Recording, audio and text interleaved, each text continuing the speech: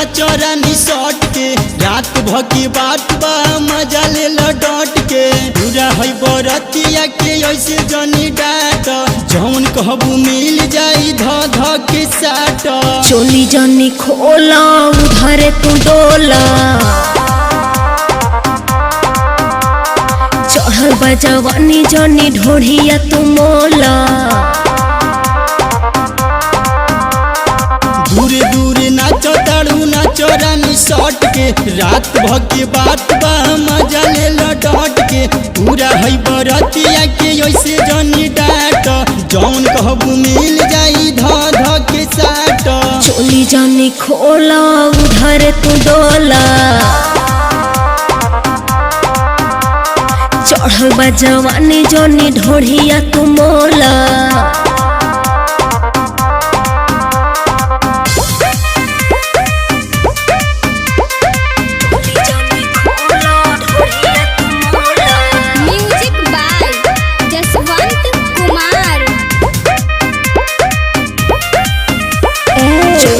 से पानी बाबू छुअतावे हो के बाटी सभे रोवतावे हो आवहिनी रानी बरदास नइखे हो हजारा 2000 लेके चल होने लोट चोली जनी खोला उधर तू डोला चढ़ल बा जवानी जनी ढोढ़िया तू मोला दूरे दूरे नाचो ताड़ू नाचो रानी सट के रात भकी बात बा मजा ले लो डट के पूरा है बरतिया के ऐसे जनी डाट जौन कहबू मिल जाई ध ध के साट चोली जनी खोला उधर तू डोला चढ़ल बा जवानी जनी ढोढ़िया तू मोला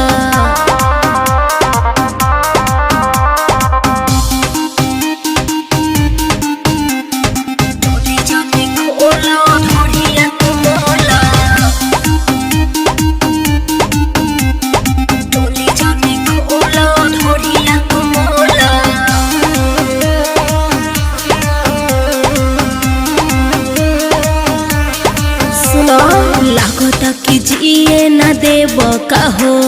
छोटे राजा भोरवा में कोड़ब का हो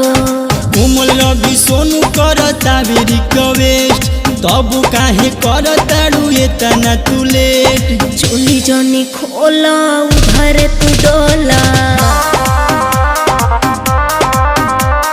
चढ़ल बा जवानी जनी ढोढ़िया तू मोला दूरे दूरे नाचो ताड़ू नाचो रानी सट के रात भकी बात बा मजा ले लो डट के पूरा है बरतिया के ऐसे जनी डाट जौन कहबू मिल जाई ध ध के साट चोली जनी खोला उधर तू डोला चढ़ल बा जवानी जनी ढोढ़िया तू मोला ए बाबू तनी दूरे रहो।